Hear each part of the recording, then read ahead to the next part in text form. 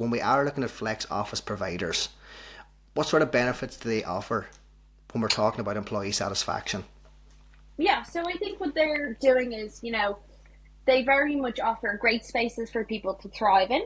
I think as well, the community side of it, they can plan, I suppose, what I nearly call like the extracurricular or the event side of things, that you're so busy when you're building your business, you don't have time to plan. And sometimes in some cases, they really do lean, and that is a huge thing for them if they don't have an office manager or a chief of staff, that they nearly play that kind of unofficial role. I think for them as well, it gives people, there's also this, idea floating around that they very much provide a very strong hospitality, outlook on people, and how, people are looked after, whether that's, somebody coming in to meet you for the very first time, whether that's if you have a board coming in once a month, that, they also add to, I suppose, your business and your brand. And it's very much, you only get the chance to make a first impression once. So, it helps, and it helps them as well. It takes the pressure off. So they are, I suppose, very much looked after by their providers, and vice versa. I think, there is a lot to learn, by being in these communities, because you learn a lot about other people within the building, different industries, and invariably Ireland, as you said there before we came on, it is a very small market, but we are very well connected, and we do have an international reach. So as well, some of these providers can have locations in other jurisdictions,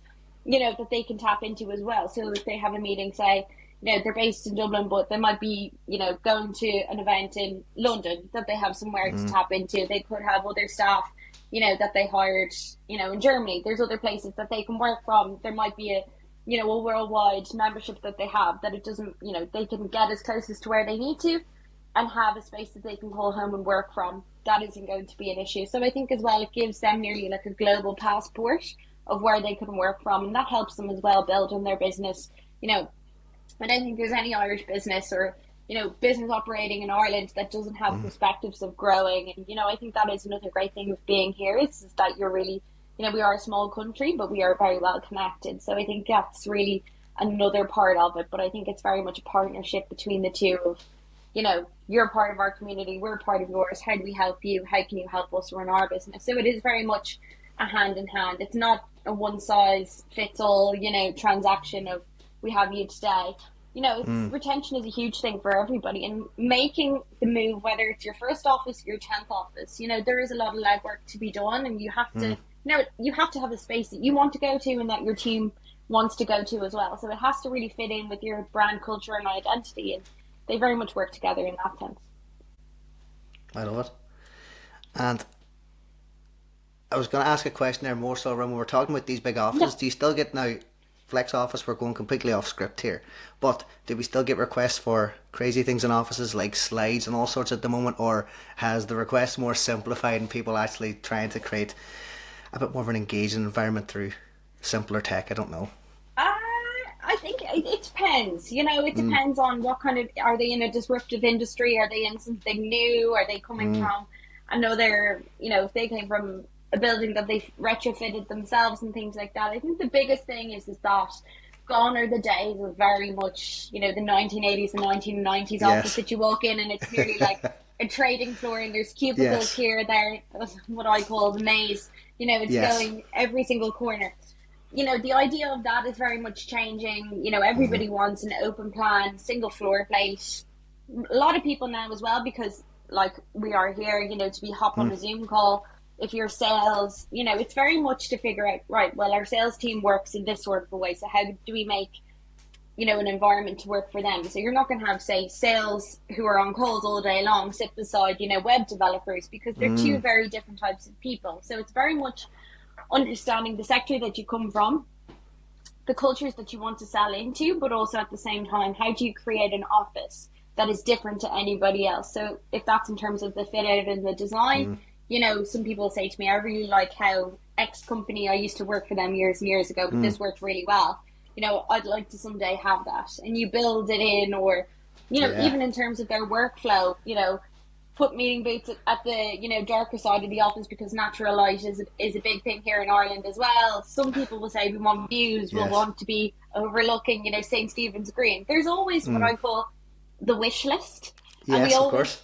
the wish list is one thing. I always say you need to give people the three options. You give them the top of the market, the middle, and then probably the lowest. So you have to understand their budget as well, and you really build it. You say, well, this is where we are today. Where do you guys want to be? And in 3 years' time, right, we're getting to the middle, and then, depending on where you guys go, I'm always hoping that they're going to have an amazing, business journey and growth, whether that's an acquisition Yes. by a massive multinational or, they get a very big investor to come in. You have to be with them through all those stages of the growth. So whether it's from, 10 desks to 100 desks to 100,000 square foot, we very much hope that we will be with them through the whole pipeline of that journey. So they could be with me today, tomorrow, and they could be going to the traditional side in 3 to 5 years. It has to be very complementary, but within that, it comes down to, Shane, you know this yourself. It's all to do with the business relationships that you have and fostering them. You don't just do one deal and transaction and you say, Yeah, great to that's see it. you in that office. You have to check in with them, and you Yes. also take an interest in what they're doing. So you have to be very acutely aware, and as well to know that certain industries, are very popular at the moment. AI is a huge thing at the moment. Every kind of business, I suppose, has its cycle. And there are more popular ones that are growing, and they very much can, if they know they're going to be the leaders at the moment, they come with a whole different set of requirements to somebody else. So, yeah, I haven't seen any crazy requests, but I mean, listen, we're always open to having those sort of conversations, and you can't ever say no. It's just maybe it hasn't been invented yet, but I build it love and they that. shall come. That's what they say. But I think it's interesting. A lot of conversations I have, people are talking about. It's funny you say like crushing the cubicle, right? Getting rid of the office. Like I've spoken to a couple of people in the market who are saying, well, we've actually asked our staff to stop calling it the office. They're calling it the collaboration zone. They're calling it the hub. So like I think, as you say, trying to transition away from that very 90s corporate of like, this is where we go to do our work, to now, oh, we're going in there to engage. And if that does involve then a big slide in the middle of the office, then maybe it's not a Yeah. bad thing. I don't I know. think you merely need to call it like workspace, or we need to find a new, I suppose, term. Listen, everybody could turn Yes. around and say flex office, serviced office, HQ, workspace, whatever it is to suit your business. But I think it's no longer a desk, a chair, and four No. walls, because it's changed so much. Everything has changed. We have evolved. Workplace has evolved. Even, Yeah. the generation of staff that you're hiring as well. And that's another thing. You need to understand the demographics. You know, are you hiring just for or designing an office for today's staff that you have that may be a certain profile, but also how are Yes. we future planning for the next generation that need certain spaces to thrive in, and that you're really very much, I suppose you have to have a medium to long term vision. And with that, they're the best providers that will probably, win in terms of market share, but also as well, then it's easier for clients to really buy into that, and obviously, to make that investment, because, it is money, it is a lot of money, and it is a huge Yeah. spend for any business, whatever size that you are. You have to really make sure that, this is the right space for all of us, whatever the term length may be, and then hopefully grow from there on out. I love it. And if anyone listening to the podcast today would like to learn more about Flex Spaces, Knight Frank, and all of the fantastic services you're offering, how would they reach out to you? So they can obviously reach out to me on LinkedIn. That's where yourself and myself obviously match it. We also have our own website, so it's www.nightfrankflex.ie. Or else just go to our Knight Frank Ireland website, and then you'll obviously see there'll be a drop down. But yeah, I'm always happy for anybody to drop me a message or an email. But yeah, we're always open to chat to anybody, any occupiers, whether they're foreign, domestic, and to see how we can find them the ideal desk solution. Wonderful. Well, thank you so much for sharing those insights, Alicia. It's been great to talk to you.